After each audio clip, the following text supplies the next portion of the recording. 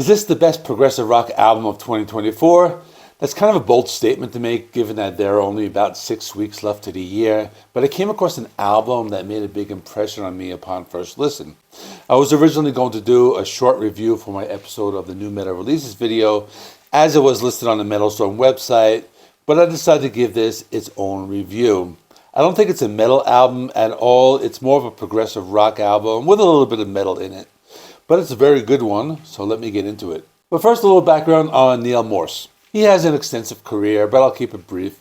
Neal Morse founded the progressive rock band Spock's Beard in 1992 with his brother Alan. Their 1995 debut album, Delight, did pretty well, establishing them within the progressive rock scene of the late 90s. As Spock Beard's popularity grew, Neal Morse also explored solo projects, releasing 2 more albums of straightforward rock music. Then in 1999, he co-founded another supergroup, I guess we can call it. It's a progressive rock group, and it was called Transatlantic. It had Mike Portnoy from Dream Theater, Ronnie Stolt from the Flower Kings, and Pete Chihuahuas from Marilyn. But then in 2002, Neal Morse embraced Christianity. So he left Spock's Beard, he left Transatlantic, and he pursued a solo career to reflect his faith. So his 2003 album, Testimony, chronicles this entire period. And this album blended progressive rock elements with his newfounded spiritual perspective. Since then, he's released various albums under different project names, and they've all been Christian-themed albums. So let's talk about the album in question, Neal Morse and the Resonance. Let's talk about the album in question, Neal Morse and the Resonance, called No Hill for a Climber. So he formed this band in 2024, and it's a group of Nashville-based musicians. So it's different than his past work because it's a band that consists of these more local musicians who were younger and maybe more unfamiliar. So this is their debut album, and Neal is taking his music in a new direction. He's blending elements of his previous work with some new influences who are these younger musicians. It's worth mentioning that this album features more songs that were co-written than his past projects, so it was more of a group effort as opposed to more of a solo project. So many longtime fans are comparing No Hill for a Climber to his earlier work with Spock's Beard and Transatlantic, specifically the Spock's Beard album called V or 5 and Transatlantic's Bridge Across Forever. When I first listened to the album, one thing I noticed is that it sounded a lot like the progressive rock bands I knew from the late 60s and early 70s. I'm talking about King Crimson and Yes, and that was a big factor in having me decide to review this album. So as for the critics, they thought it was pretty good. It was overwhelmingly positive. One reviewer from the Prog Report praised the album, said it was a fantastic return to form for Neal Morse. And this critic also said that he was delivering the things that fans have been waiting for since the Spock's Beard days. As for the album's lyrical themes, as with much of Neal Morse's work,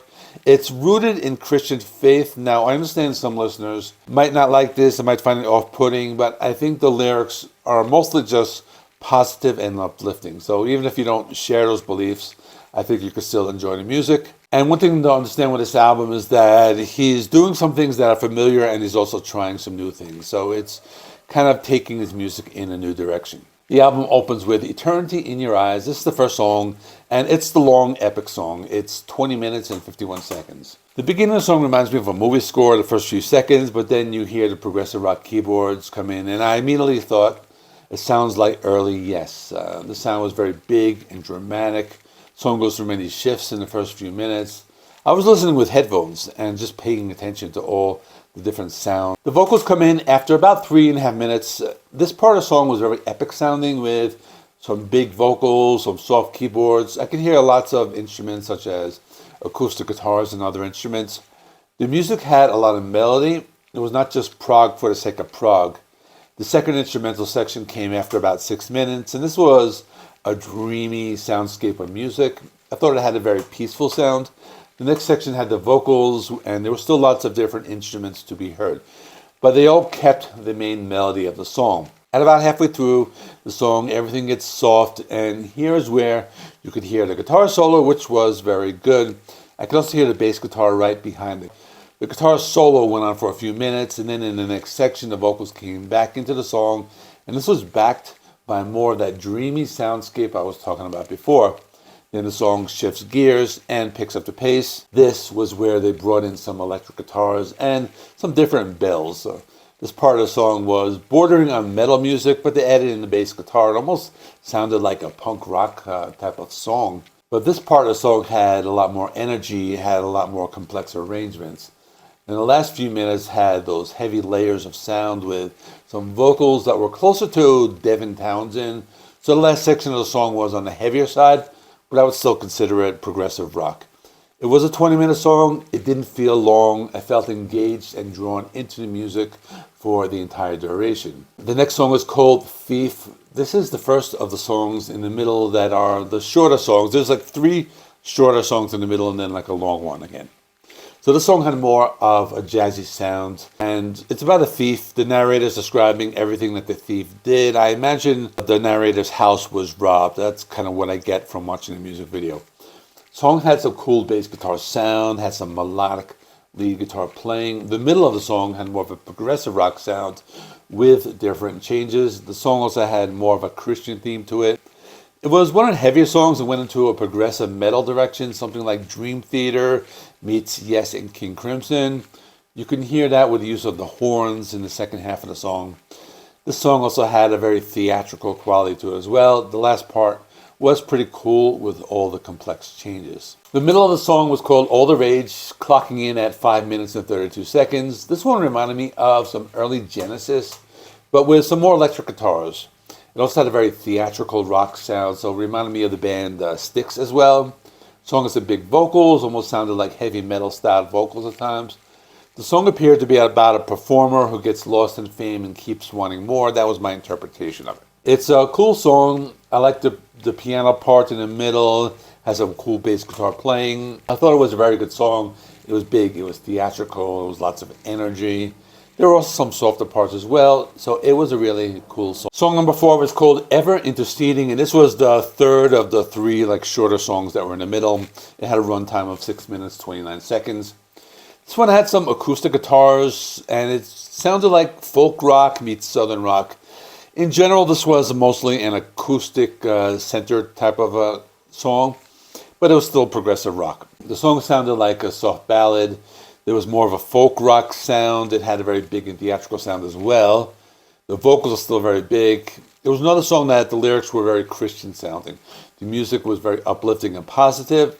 I like the fact that it was a very guitar-centric song, especially the sounds of the acoustic guitars. It was still progressive rock. But I think in this song, they didn't really need to add all of these complex arrangements, all these bells and whistles and changes and sounds. I think they kept a little bit more stripped down, but they added in these orchestral parts in the second half of the song. But in general, it was mostly an acoustic song. The last song is called No Hill for Climber. This is the long song that closes the album, 28 minutes and 49 seconds. I know it sounds very long, but another one, it kept me engaged throughout the entire runtime. So this song begins with the sound of wind blowing, and they're building up to something. The first melody had this very Middle Eastern sound to it. Then they added on some of those big progressive rock style keyboards. They start to play some complex arrangements. It reminded me of some early Yes. There were lots of different sounds and arrangements. They played with tempo changes a lot. They used different time signatures. The first instrumental section had a lot of melody. This was another song that had a very long instrumental section, but then the vocals came in at about 5 minutes. The song had 2 different vocalists trading off the lines from the first verse. It was another song that had a lot of uplifting lyrics. The lyrics describe some type of struggle that the narrator is facing. At about 7.5 minutes, they bring in some big and dreamy keyboard melodies and sounding very futuristic and epic.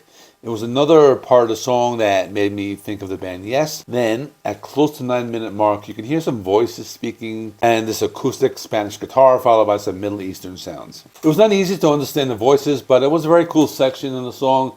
Then the song picks up with more of that standard rock beat. They continue with more of those Middle Eastern sounds, kind of like the ones that the Beatles used to use in the late 60s. It was a pretty cool section of the song, had a darker feel, and it was really cool they brought in some more of those progressive rock style keyboards. The lyrics seem to describe someone experiencing selfishness and greed, and the song goes through another shift about halfway through the song, they add in some of those spoken lines and more of those electric guitars. So this is followed by a softer, spacey, atmospheric section. It makes it sound like you're in this dreamlike state. And they continue with the softer singing. And this part of the song has lots of vocal harmonies.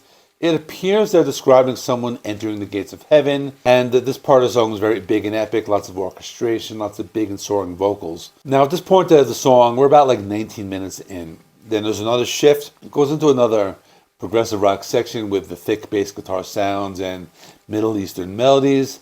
This part of the song had those darker vibes and some of those brighter, more uplifting melodies. And after this, they continue with another melodic guitar solo.